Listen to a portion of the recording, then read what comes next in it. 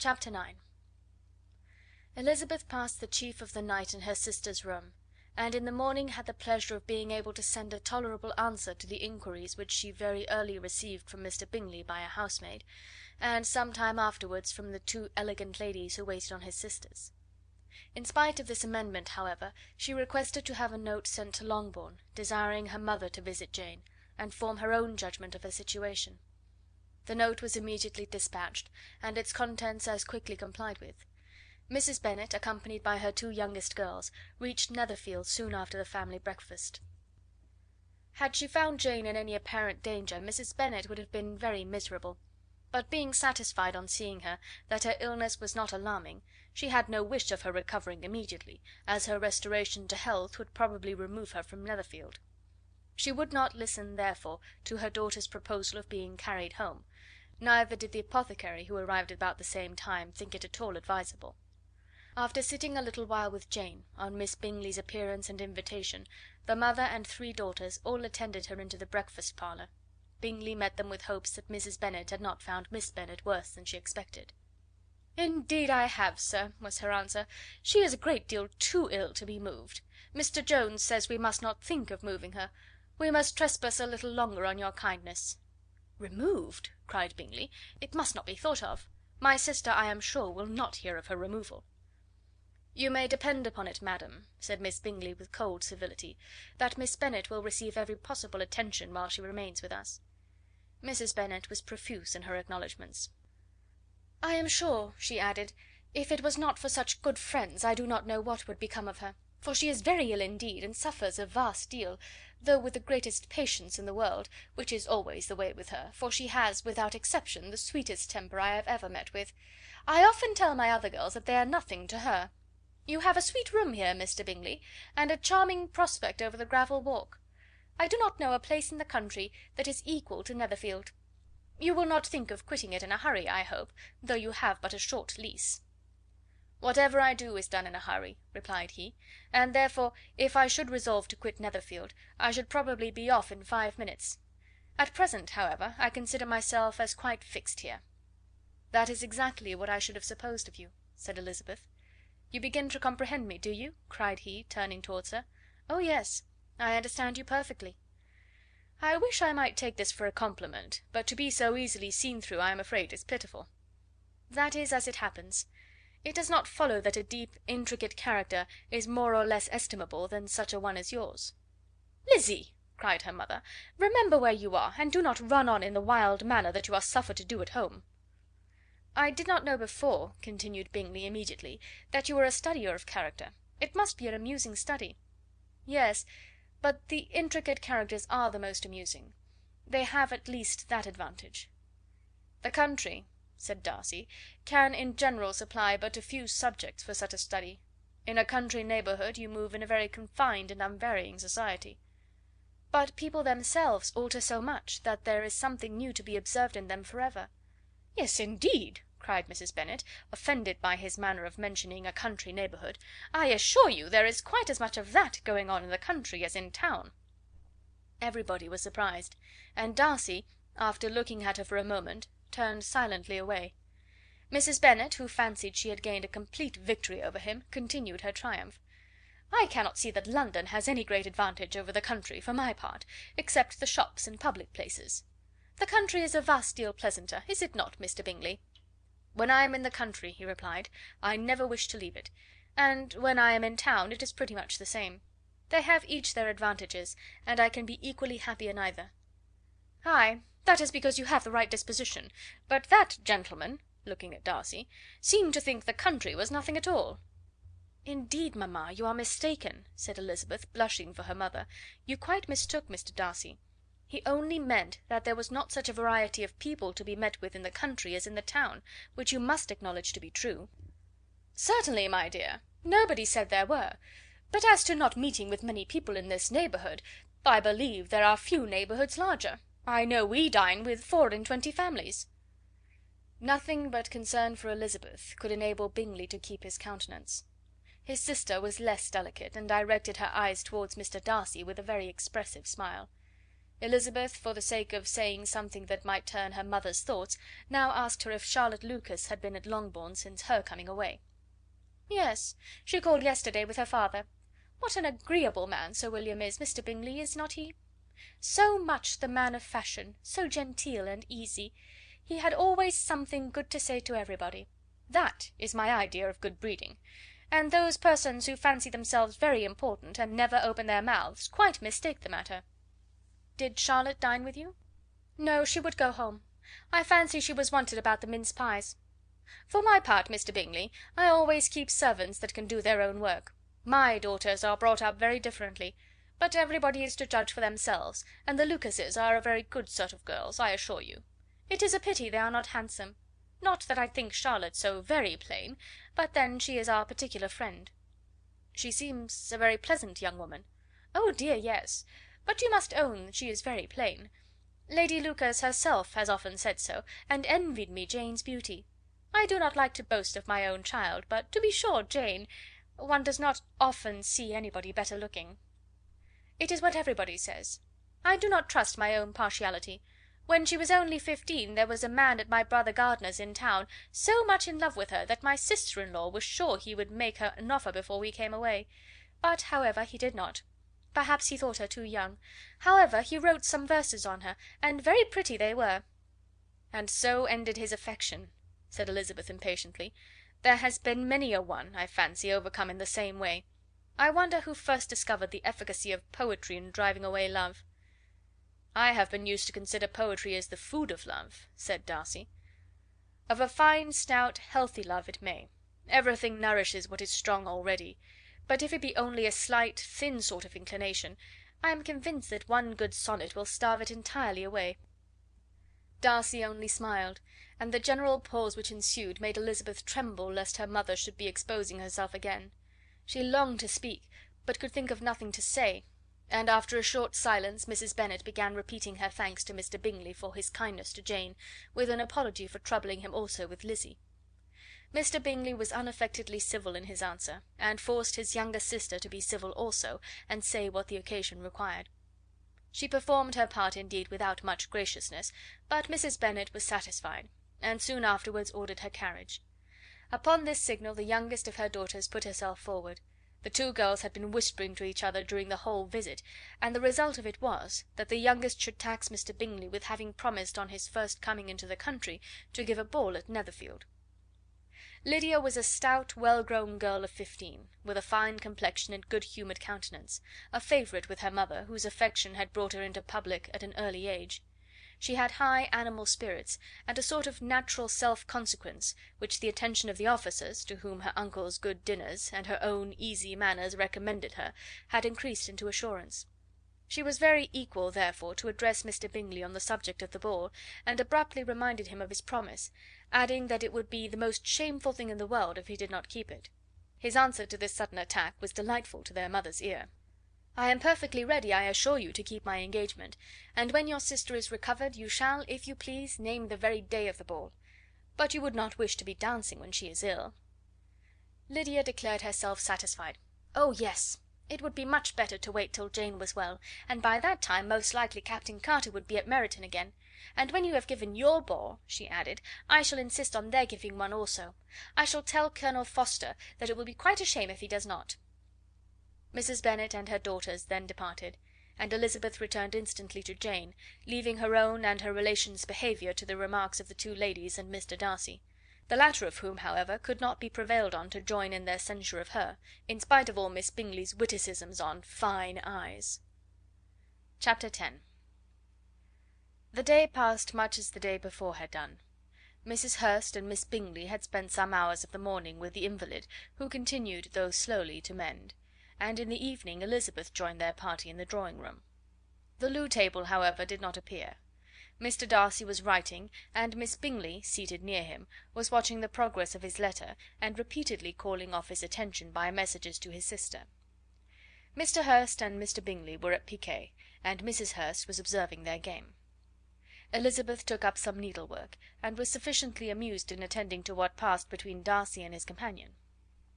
The perpetual commendations of the lady, either on his handwriting, or on the evenness of his lines, or on the length of his letter, with the perfect unconcern with which her praises were received, formed a curious dialogue, and was exactly in union with her opinion of each. "How delighted Miss Darcy will be to receive such a letter!" He made no answer. "You write uncommonly fast." "You are mistaken, I write rather slowly." "How many letters you must have occasion to write in the course of a year! Letters of business, too! How odious I should think them!" "It is fortunate, then, that they fall to my lot instead of yours." "Pray tell your sister that I long to see her." "I have already told her so once, by your desire." "I am afraid you do not like your pen. Let me mend it for you. I mend pens remarkably well." "Thank you, but I always mend my own." "How can you contrive to write so even?" He was silent. "Tell your sister I am delighted to hear of her improvement on the harp, and pray let her know that I am quite in raptures with her beautiful little design for a table, and I think it infinitely superior to Miss Grantley's." "Will you give me leave to defer your raptures till I write again? At present I have not room to do them justice." "Oh, it is of no consequence. I shall see her in January. But do you always write such charming long letters to her, Mr. Darcy?" "They are generally long, but whether always charming it is not for me to determine."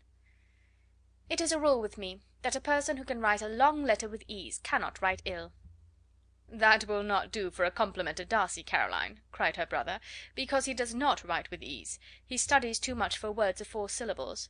Do not you, Darcy?" "My style of writing is very different from yours." "Oh!" cried Miss Bingley, "Charles writes in the most careless way imaginable. He leaves out half his words and blots the rest." "My ideas flow so rapidly that I have not time to express them, by which means my letters sometimes convey no ideas at all to my correspondents." "Your humility, Mr. Bingley," said Elizabeth, "must disarm reproof." "Nothing is more deceitful," said Darcy, "than the appearance of humility. It is often only carelessness of opinion, and sometimes an indirect boast." "And which of the two do you call my little recent piece of modesty?" "The indirect boast. For you are really proud of your defects in writing, because you consider them as proceeding from a rapidity of thought and carelessness of execution, which, if not estimable, you think at least highly interesting. The power of doing anything with quickness is always prized much by the possessor, and often without any attention to the imperfection of the performance. When you told Mrs. Bennet this morning that if you ever resolved upon quitting Netherfield you should be gone in 5 minutes, you meant it to be a sort of panegyric, of compliment to yourself. And yet what is there so very laudable in the precipitance which must leave very necessary business undone, and can be of no real advantage to yourself or any one else?" "Nay," cried Bingley, "this is too much, to remember at night all the foolish things that were said in the morning. And yet, upon my honour, I believe what I said of myself to be true, and I believe it at this moment. At least, therefore, I did not assume the character of needless precipitance merely to show off before the ladies." "I dare say you believed it, but I am by no means convinced that you would have gone with such celerity. Your conduct would be quite as dependent on chance as that of any man I know, and if, as you were mounting your horse, a friend were to say, 'Bingley, you had better stay till next week,' you would probably do it. You would probably not go, and, at another word, might stay a month." "You have only proved by this," cried Elizabeth, "that Mr. Bingley did not do justice to his own disposition. You have shown him off now much more than he did himself." "I am exceedingly gratified," said Bingley, "by your converting what my friend says into a compliment on the sweetness of my temper; but I am afraid you are giving it a turn which that gentleman did by no means intend; for he would certainly think better of me if, under such a circumstance, I were to give a flat denial, and ride off as fast as I could." "Would Mr. Darcy, then, consider the rashness of your original intentions as atoned for by your obstinacy in adhering to it?" "Upon my word, I cannot exactly explain the matter. Darcy must speak for himself." "You expect me to account for opinions which you choose to call mine, but which I have never acknowledged. Allowing the case, however, to stand according to your representation, you must remember, Miss Bennet, that the friend who is supposed to desire his return to the house, and the delay of his plan, has merely desired it, asked it without offering one argument in favour of its propriety. To yield readily, easily, to the persuasion of a friend is no merit with you. To yield without conviction is no compliment to the understanding of either." "You appear to me, Mr. Darcy, to allow nothing for the influence of friendship and affection." A regard for the requester would often make one yield readily to a request without waiting for arguments to reason one into it. I am not particularly speaking of such a case as you have supposed about Mr. Bingley. We may as well wait, perhaps, till the circumstance occurs before we discuss the discretion of his behaviour thereupon. But in general and ordinary cases between friend and friend, where one of them is desired by the other to change a resolution of no very great moment, should you think ill of that person for complying with the desire without waiting to be argued into it? Will it not be advisable, before we proceed on this subject, to arrange with rather more precision the degree of importance which is to appertain to this request, as well as the degree of intimacy subsisting between the parties? By all means, cried Bingley. Let us hear all the particulars, not forgetting their comparative height and size, for that will have more weight in the argument, Miss Bennet, than you may be aware of. I assure you that if Darcy were not such a great tall fellow in comparison with myself, I should not pay him half so much deference. I declare I do not know a more awful object than Darcy on particular occasions, and in particular places; at his own house especially, and of a Sunday evening, when he has nothing to do." Mr. Darcy smiled, but Elizabeth thought she could perceive that he was rather offended, and therefore checked her laugh. Miss Bingley warmly resented the indignity he had received, in an expostulation with her brother for talking such nonsense. "I see your design, Bingley," said his friend. "You dislike an argument, and want to silence this. Perhaps I do. Arguments are too much like disputes. If you and Miss Bennet will defer yours till I am out of the room, I shall be very thankful, and then you may say whatever you like of me." "What you ask," said Elizabeth, "is no sacrifice on my side, and Mr. Darcy had much better finish his letter."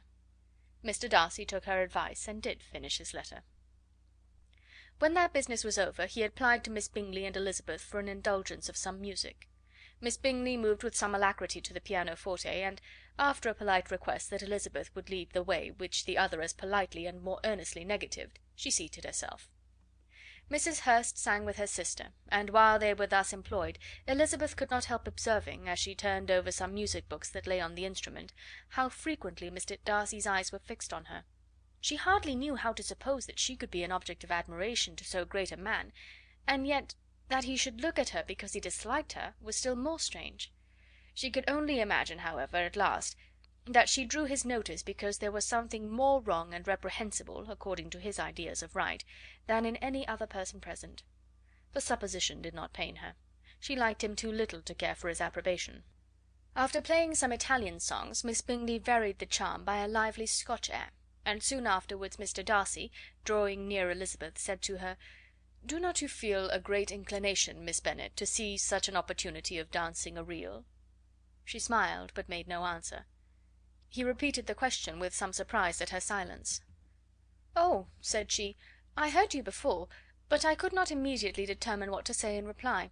You wanted me, I know, to say yes, that you might have the pleasure of despising my taste, but I always delight in overthrowing those kind of schemes, and cheating a person of their premeditated contempt. I have therefore made up my mind to tell you that I do not want to dance a reel at all. And now despise me if you dare." "Indeed I do not dare." Elizabeth, having rather expected to affront him, was amazed at his gallantry, but there was a mixture of sweetness and archness in her manner which made it difficult for her to affront anybody, and Darcy had never been so bewitched by any woman as he was by her. He really believed that, were it not for the inferiority of her connections, he should be in some danger. Miss Bingley saw or suspected enough to be jealous, and her great anxiety for the recovery of her dear friend Jane received some assistance from her desire of getting rid of Elizabeth. She often tried to provoke Darcy into disliking her guest by talking of their supposed marriage, and planning his happiness in such an alliance. "I hope," said she, as they were walking together in the shrubbery the next day, "you will give your mother-in-law a few hints, when this desirable event takes place, as to the advantage of holding her tongue, and if you can compass it, do cure the younger girls of running after officers. And if I may mention so delicate a subject, endeavour to check that little something bordering on conceit and impertinence which your lady possesses." "Have you anything else to propose for my domestic felicity?" "Oh, yes. Do let the portraits of your uncle and aunt Phillips be placed in the gallery at Pemberley. Put them next to your great uncle the judge. They are in the same profession, you know, only in different lines. As for your Elizabeth's picture, you must not have it taken, for what painter could do justice to those beautiful eyes?" "It would not be easy, indeed, to catch their expression." but their colour and shape, and the eyelashes, so remarkably fine, might be copied. At that moment they were met from another walk by Mrs. Hurst and Elizabeth herself. "I did not know that you intended to walk," said Miss Bingley, in some confusion, lest they had been overheard. "You used us abominably ill," answered Mrs. Hurst, "running away without telling us that you were coming out." Then, taking the disengaged arm of Mr. Darcy, she left Elizabeth to walk by herself.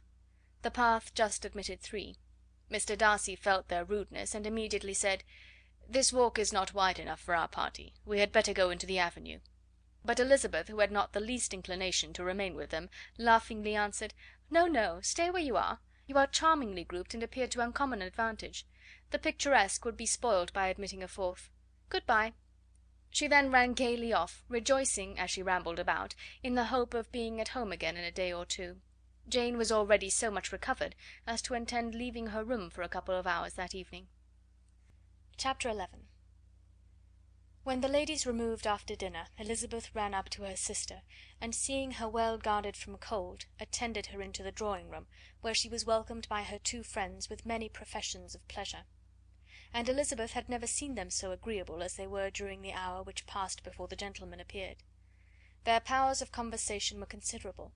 They could describe an entertainment with accuracy, relate an anecdote with humour, and laugh at their acquaintance with spirit. But when the gentlemen entered, Jane was no longer the first object. Miss Bingley's eyes were instantly turned toward Darcy, and she had something to say to him before he had advanced many steps. He addressed himself to Miss Bennet with a polite congratulation. Mr. Hurst also made her a slight bow, and said he was very glad, but diffuseness and warmth remained for Bingley's salutation. He was full of joy and attention. The first half hour was spent in piling up the fire, lest she should suffer from the change of room, and she removed at his desire to the other side of the fireplace, that she might be further from the door. He then sat down by her, and talked scarcely to anyone else. Elizabeth, at work in the opposite corner, saw it all with great delight. When tea was over, Mr. Hurst reminded his sister-in-law of the card table, but in vain. She had obtained private intelligence that Mr. Darcy did not wish for cards, and Mr. Hurst soon found even his open petition rejected. She assured him that no one intended to play, and the silence of the whole party on the subject seemed to justify her. Mr. Hurst had therefore nothing to do but to stretch himself on one of the sofas and go to sleep. Darcy took up a book, Miss Bingley did the same, and Mrs. Hurst, principally occupied in playing with her bracelets and rings, joined now and then in her brother's conversation with Miss Bennet. Miss Bingley's attention was quite as much engaged in watching Mr. Darcy's progress through his book as in reading her own, and she was perpetually either making some inquiry or looking at his page. She could not win him, however, to any conversation. He merely answered her question and read on. At length, quite exhausted by the attempt to be amused with her own book, which she had only chosen because it was the second volume of his, she gave a great yawn and said, "How pleasant it is to spend an evening in this way! I declare, after all, there is no enjoyment like reading. How much sooner one tires of anything than of a book! When I have a house of my own, I shall be miserable if I have not an excellent library." No one made any reply. She then yawned again, threw aside her book, and cast her eyes round the room in quest for some amusement, when, hearing her brother mentioning a ball to Miss Bennet, she turned suddenly towards him and said, "By the by, Charles, are you really serious in meditating a dance at Netherfield? I would advise you, before you determine on it, to consult the wishes of the present party.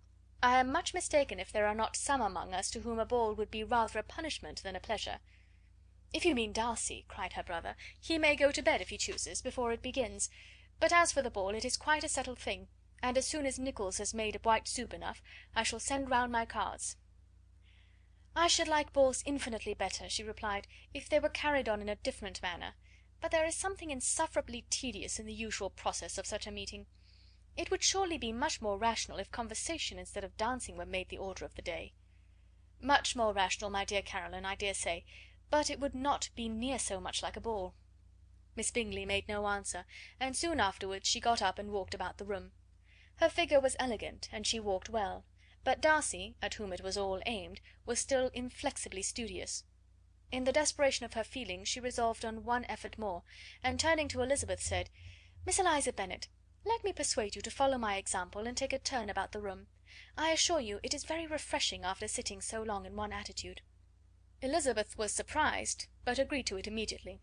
Miss Bingley succeeded no less in the real object of her civility. Mr. Darcy looked up. He was as much awake to the novelty of attention in that quarter as Elizabeth herself could be, and unconsciously closed his book. He was directly invited to join their party, but he declined it, observing that he could imagine but two motives for their choosing to walk up and down the room together, with either of which motives his joining them would interfere. What could he mean? She was dying to know what could be his meaning, and asked Elizabeth whether she could at all understand him. "Not at all," was her answer; "but depend upon it, he means to be severe on us, and our surest way of disappointing him will be to ask nothing about it." Miss Bingley, however, was incapable of disappointing Mr. Darcy in anything, and persevered therefore in requiring an explanation of his two motives. "I have not the smallest objection to explaining them," said he, as soon as she allowed him to speak. "You either choose this method of passing the evening because you are in each other's confidence, and have secret affairs to discuss, or because you are conscious that your figures appear to the greatest advantage in walking. If the first, I would be completely in your way, and if the second, I can admire you much better as I sit by the fire." "Oh, shocking!" cried Miss Bingley. "I never heard anything so abominable. How shall we punish him for such a speech?" "Nothing so easy, if you have but the inclination," said Elizabeth. "We can all plague and punish one another. Tease him, laugh at him. Intimate as you are, you must know how it is to be done." "But upon my honour I do not. I do assure you that my intimacy has not yet taught me that. Tease calmness of temper and presence of mind? No, no, I feel he may defy us there. And as to laughter, we will not expose ourselves, if you please, by attempting to laugh without a subject. Mr. Darcy may hug himself." "Mr. Darcy is not to be laughed at?" cried Elizabeth. "That is an uncommon advantage, and uncommon I hope it will continue, for it would be a great loss to me to have many such acquaintances. I dearly love a laugh." "Miss Bingley," said he, "has given me credit for more than can be. The wisest and the best of men, nay, the wisest and the best of their actions, may be rendered ridiculous by a person whose first object in life is a joke." "Certainly," replied Elizabeth, "there are such people, but I hope I am not one of them. I hope I never ridicule what is wise or good. Follies and nonsense, whims and inconsistencies, do divert me, I own, and I laugh at them whenever I can; but these, I suppose, are precisely what you are without." "Perhaps that is not possible for any one. But it has been the study of my life to avoid those weaknesses which often expose a strong understanding to ridicule." "Such as vanity and pride?" "Yes, vanity is a weakness indeed, but pride, where there is a real superiority of mind, pride will always be under good resolution." Elizabeth turned away to hide a smile. "Your examination of Mr. Darcy is over, I presume," said Miss Bingley; "and pray what is the result?" "I am perfectly convinced by it that Mr. Darcy has no defect. He owns it to himself without disguise." "No," said Darcy, "I have made no such pretension.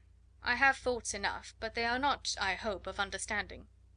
My temper I dare not vouch for. It is, I believe, too little yielding, certainly too little for the convenience of the world. I cannot forget the follies and vices of others so soon as I ought, nor their offences against myself. My feelings are not puffed about with every attempt to move them. My temper would perhaps be called resentful. My good opinion, once lost, is lost for ever." "That is a failing indeed," cried Elizabeth. "Implacable resentment is a shade in a character. But you have chosen your fault well. I really cannot laugh at it. You are safe from me." "There is, I believe, in every disposition a tendency to some particular evil, a natural defect which not even the best education can overcome." "And your defect is a propensity to hate everybody." "And yours," he replied with a smile, "is wilfully to misunderstand them." "Do let us have a little music," cried Miss Bingley, tired of a conversation in which she had no share. "Louisa, you will not mind my waking Mr. Hurst?" Her sister made not the slightest objection, and the pianoforte was opened, and Darcy, after a few moments' recollection, was not sorry for it. He began to feel the danger of paying Elizabeth too much attention. Chapter 12. In consequence of an agreement between the sisters, Elizabeth wrote the next morning to her mother to beg that the carriage might be sent for them in the course of the day. But Mrs. Bennet, who had calculated on her daughter's remaining at Netherfield till the following Tuesday, which would exactly finish Jane's week, could not bring herself to receive them with pleasure before. Her answer, therefore, was not propitious, at least not to Elizabeth's wishes, for she was impatient to get home. Mrs. Bennet sent them word that they could not possibly have the carriage before Tuesday, and in her postscript it was added that if Mr. Bingley and his sister pressed them to stay longer, she could spare them very well. Against staying longer, however, Elizabeth was positively resolved; nor did she much expect it would be asked, and fearful, on the contrary, as being considered as intruding themselves needlessly long, she urged Jane to borrow Mr. Bingley's carriage immediately, and at length it was settled that their original design of leaving Netherfield that morning should be mentioned, and the request made. The communication excited many professions of concern, and enough was said of wishing them to stay at least until the following day, to work on Jane. Until the morrow their going was deferred. Miss Bingley was then sorry that she had proposed the delay, for her jealousy and dislike of one sister much exceeded her affection for the other. The master of the house heard with real sorrow that they were to go so soon, and repeatedly tried to persuade Miss Bennet that it would not be safe for her, that she was not enough recovered, but Jane was firm where she felt herself to be right. To Mr. Darcy it was welcome intelligence. Elizabeth had been at Netherfield long enough. She attracted him more than he liked, and Miss Bingley was uncivil to her, and more teasing than usual to himself. He wisely resolved to be particularly careful that no sign of admiration should now escape him, nothing that could elevate her with the hope of influencing his felicity, sensible that, if such an idea had been suggested, his behaviour during the last day must have material weight in confirming or crushing it. Steady to his purpose, he scarcely spoke 10 words to her through the whole of Saturday, and though they were at one time left by themselves for half an hour, he adhered most conscientiously to his book, and would not even look at her. On Sunday, after morning service, the separation so agreeable to almost all took place. Miss Bingley's civility to Elizabeth increased at last very rapidly, as well as her affection for Jane, and when they parted, after assuring the latter of the pleasure it would give her to see her either at Longbourn or Netherfield, and embracing her most tenderly, she even shook hands with the former. Elizabeth took leave of the whole party in the liveliest spirits. They were not welcomed home very cordially by their mother. Mrs. Bennet wondered at their coming, and thought them very wrong to give so much trouble, and was sure Jane would have caught cold again. But their father, though very laconic in his expressions of pleasure, was really glad to see them. He had felt their importance in the family circle. The evening conversation, when they were all assembled, had lost much of its animation, and almost all its sense, by the absence of Jane and Elizabeth. They found Mary, as usual, deep in the study of thorough base and human nature, and had some new extracts to admire, and some new observations of threadbare morality to listen to. Catherine and Lydia had information for them of a different sort. Much had been done, and much had been said in the regiment since the preceding Wednesday. Several of the officers had dined lately with their uncle, a private had been flogged, and it had actually been hinted that Colonel Forster was going to be married. Chapter 13. "I hope, my dear," said Mr. Bennet to his wife, as they were at breakfast the next morning, "that you have ordered a good dinner to-day, because I have reason to expect an addition to our family party." "Who do you mean, my dear? I know of nobody that is coming, I am sure, unless Charlotte Lucas should happen to call in, and I am sure my dinners are good enough for her. I do not believe she often sees such at home." "The person of whom I speak is a gentleman and a stranger." Mrs. Bennet's eyes sparkled. "A gentleman and a stranger! It is Mr. Bingley, I am sure. Well, I am sure I shall be extremely glad to see Mr. Bingley. But, good Lord, how unlucky! There is not a bit of fish to be got to-day. Lydia, my love, ring the bell. I must speak to Hill this moment." "It is not Mr. Bingley," said her husband. "It is a person whom I never saw in the whole course of my life." This roused a general astonishment, and he had the pleasure of being eagerly questioned by his wife and his 5 daughters at once.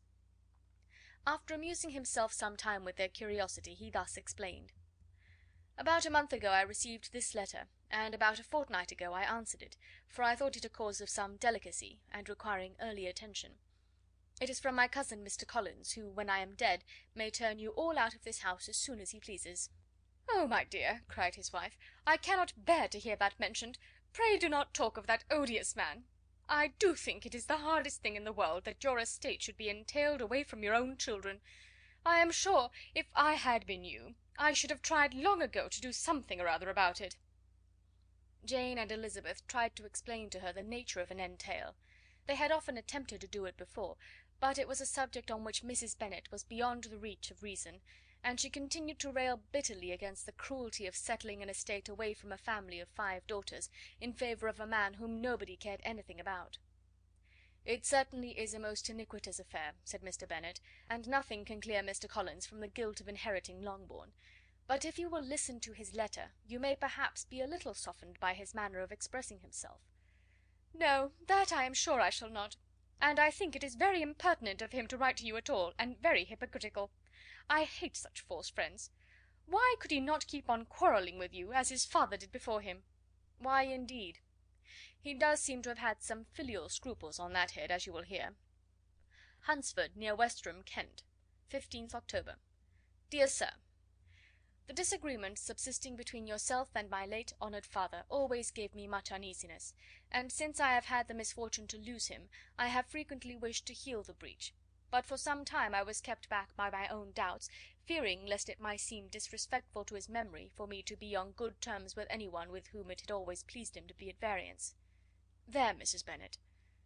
My mind, however, is now made up on the subject, for having received ordination at Easter, I have been so fortunate as to be distinguished by the patronage of the Right Honourable Lady Catherine de Bourgh, widow of Sir Lewis de Bourgh, whose bounty and beneficence has preferred me to the valuable rectory of this parish, where it shall be my earnest endeavour to demean myself with grateful respect towards her ladyship, and be ever ready to perform those rites and ceremonies which are instituted by the Church of England.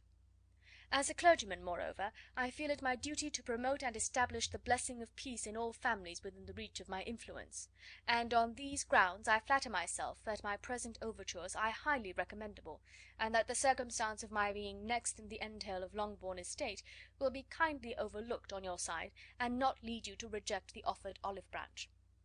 I cannot be otherwise than concerned at being the means of injuring your amiable daughters, and beg leave to apologize for it, as well as to assure you of my readiness to make them every possible amends, but of this hereafter. If you should have no objection to receive me into your house, I propose myself the satisfaction of waiting on you and your family Monday, November 18th, by 4 o'clock, and shall probably trespass on your hospitality till the Saturday sennight following; which I can do without any inconvenience, as Lady Catherine is far from objecting to my occasional absence on a Sunday, provided that some other clergyman is engaged to do the duty of the day. I remain, dear sir, with respectful compliments to your lady and daughters, your well-wisher and friend, William Collins. "At 4 o'clock, therefore, we may expect this peace-making gentleman," said Mr. Bennet, as he folded up the letter. "He seems to be a most conscientious and polite young man, upon my word, and I doubt not will prove a valuable acquaintance, especially if Lady Catherine should be so indulgent as to let him come to us again. There is some sense in what he says about the girls, however, and if he is disposed to make them any amends, I shall not be the person to discourage him." "Though it is difficult," said Jane, "to guess in what way he can mean to make us the atonement he thinks our due, the wish is certainly to his credit." Elizabeth was chiefly struck by his extraordinary deference for Lady Catherine, and his kind intention of christening, marrying, and burying his parishioners whenever it were required. "He must be an oddity, I think," said she.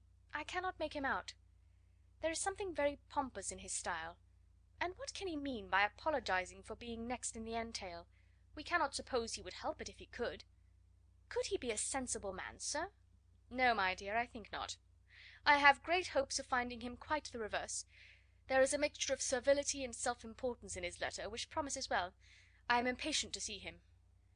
"In point of composition," said Mary, "the letter does not seem defective. The idea of the olive branch perhaps is not wholly new, yet I think it is well expressed." To Catherine and Lydia neither the letter nor its writer were in any degree interesting. It was next to impossible that their cousin should come in a scarlet coat, and it was now some weeks since they had received pleasure from the society of a man in any other colour. As for their mother, Mr. Collins's letter had done away with much of her ill will, and she was preparing to see him with a degree of composure which astonished her husband and daughters. Mr. Collins was punctual to his time, and was received with great politeness by the whole family. Mr. Bennet, indeed, said little, but the ladies were ready enough to talk, and Mr. Collins seemed neither in need of encouragement nor inclined to be silent himself. He was a tall, heavy-looking young man of 25. His air was grave and stately, and his manners were very formal.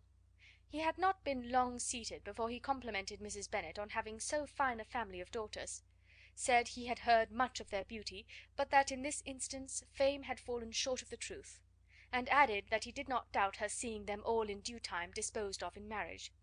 This gallantry was not much to the taste of some of his hearers, but Mrs. Bennet, who quarrelled with no compliments, answered most readily, "You are very kind, I am sure, and I wish with all my heart it may prove so, for else they will be destitute enough. Things are settled so oddly." "You allude, perhaps, to the entail of this estate?"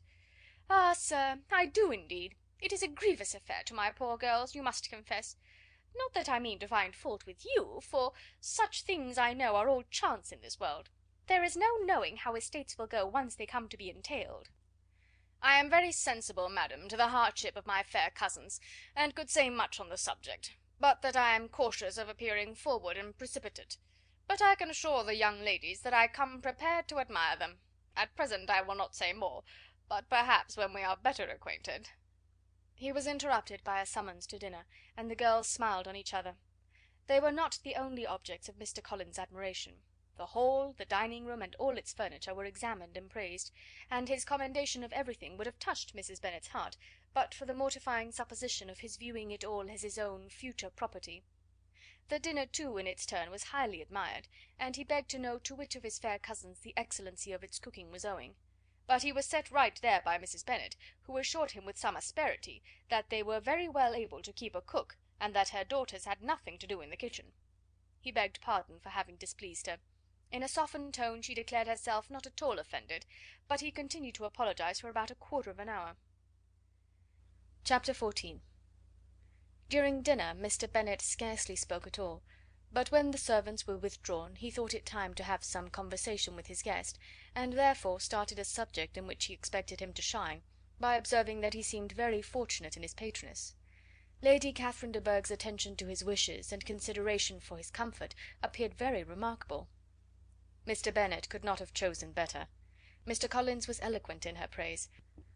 The subject elevated him to more than usual solemnity of manner, and with a most important aspect he protested that he had never in his life witnessed such behaviour in a person of rank, such affability and condescension, as he had himself experienced from Lady Catherine.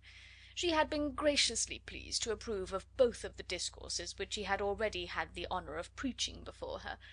She had also asked him twice to dine at Rosings, and had sent for him only the Saturday before, to make up her pool of quadrille in the evening.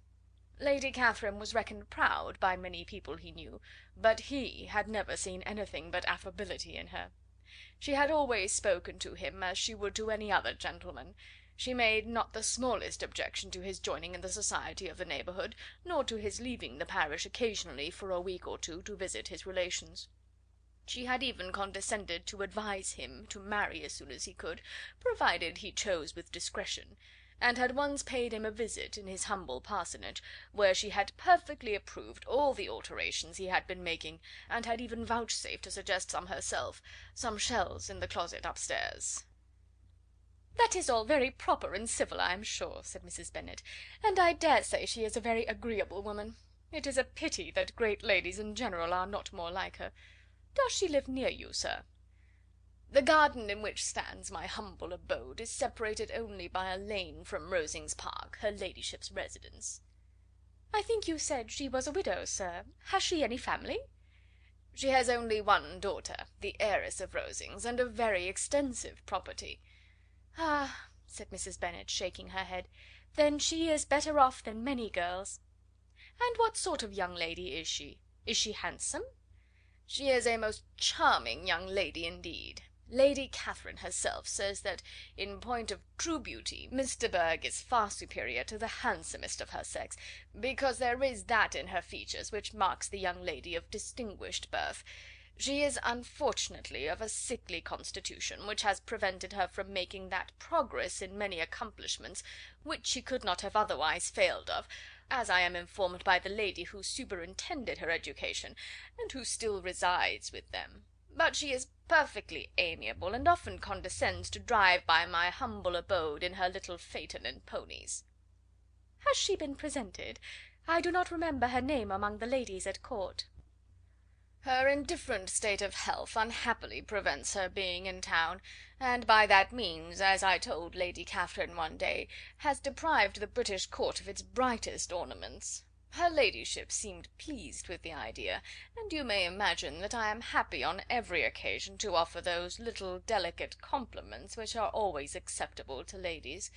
I have more than once observed to Lady Catherine that her charming daughter seemed born to be a duchess, and that the most elevated rank, instead of giving her consequence, would be adorned by her. These are the kind of little things which please her ladyship, and it is a sort of attention which I conceive myself peculiarly bound to pay." "You judge very properly," said Mr. Bennet, "and it is happy for you that you possess the talent of flattering with delicacy. May I ask whether these pleasing attentions proceed from the impulse of the moment, or are the result of previous study?" "They arise chiefly from what is passing at the time, and though I sometimes amuse myself with suggesting and arranging such little elegant compliments as may be adapted to ordinary occasions, I always wish to give them as unstudied an air as possible." Mr. Bennet's expectations were fully answered. His cousin was as absurd as he had hoped, and he listened to him with the keenest enjoyment, maintaining at the same time the most resolute composure of countenance, and, except in an occasional glance at Elizabeth, requiring no partner in his pleasure. By tea time, however, the dose had been enough, and Mr. Bennet was glad to take his guest into the drawing room again, and, when tea was over, glad to invite him to read aloud to the ladies.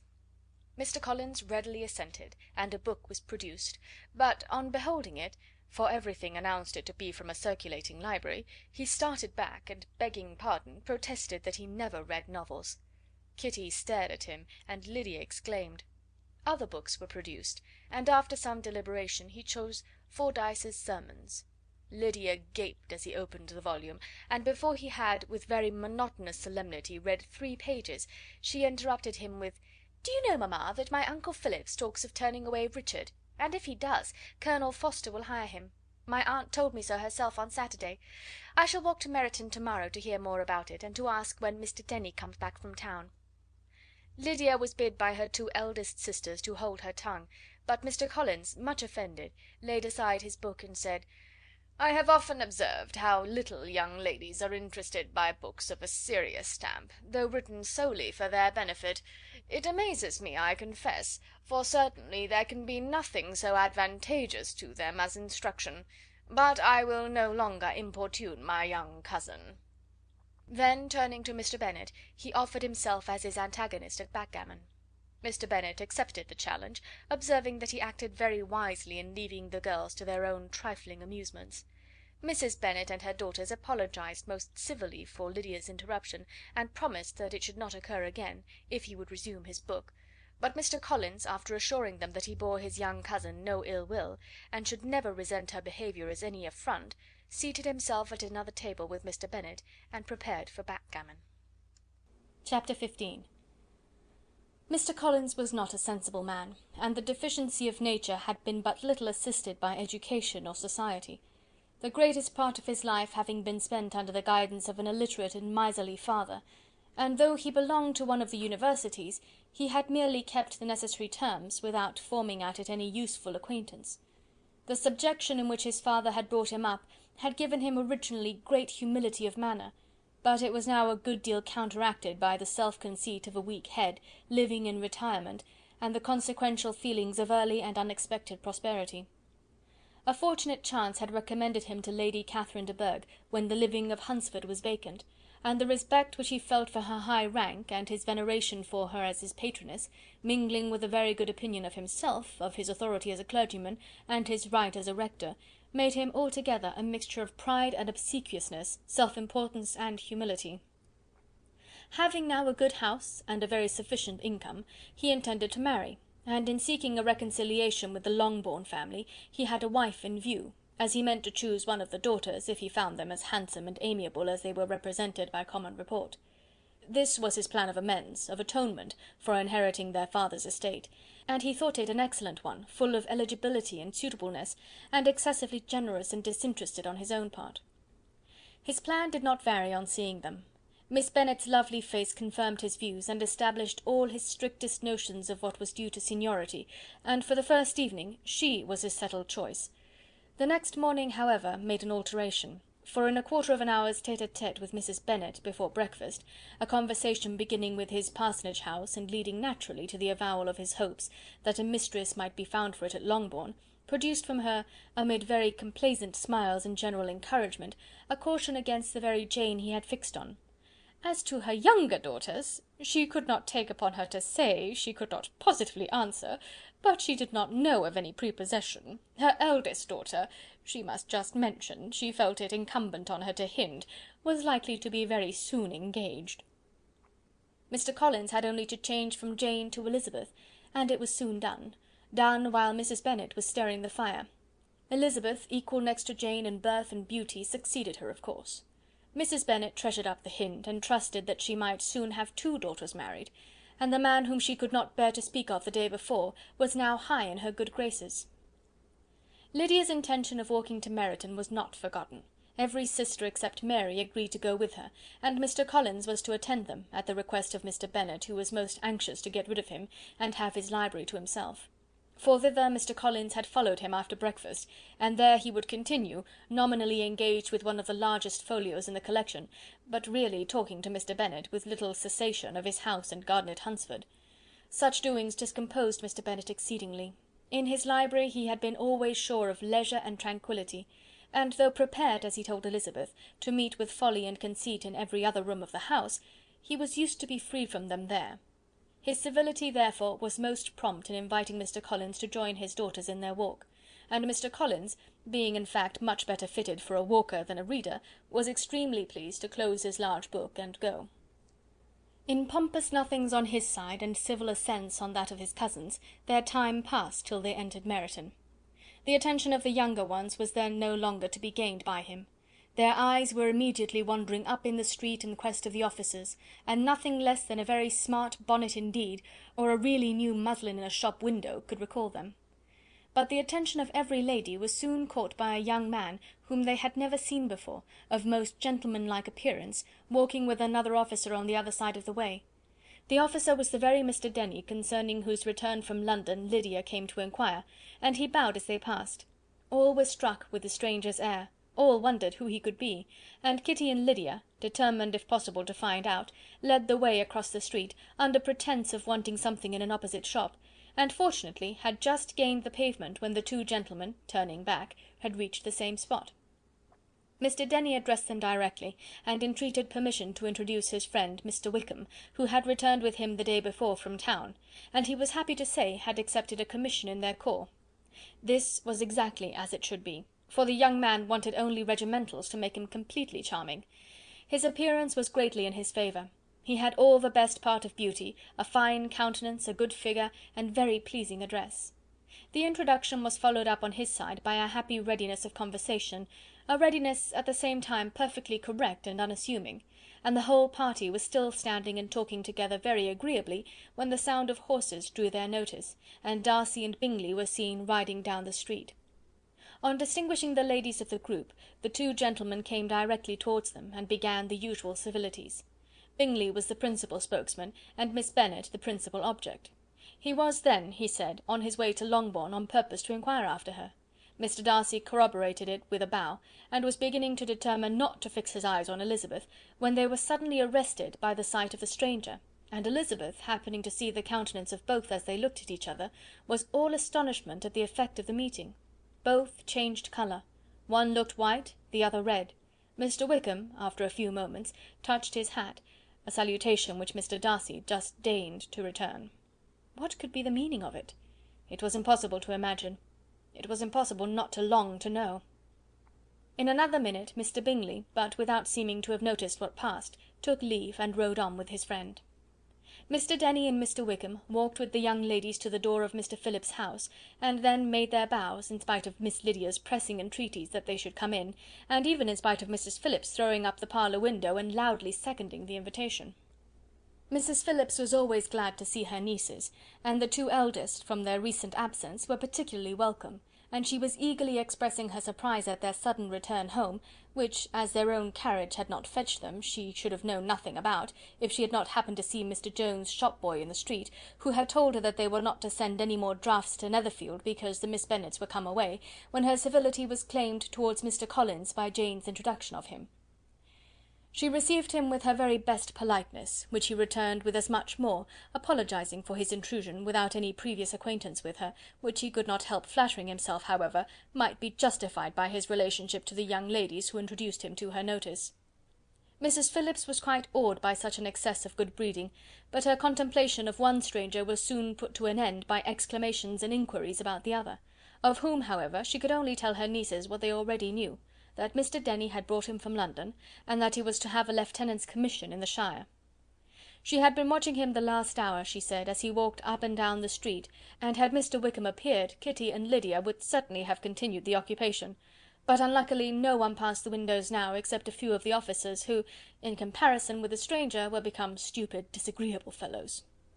Some of them were to dine with the Phillipses the next day, and their aunt promised to make her husband call on Mr. Wickham, and give him an invitation also, if the family from Longbourn would come in the evening. This was agreed to, and Mrs. Phillips protested that they would have a nice, comfortable, noisy game of lottery tickets, and a little bit of hot supper afterwards. The prospect of such delights was very cheering, and they parted in mutual good spirits. Mr. Collins repeated his apologies in quitting the room, and was assured with unwearying civility that they were perfectly needless.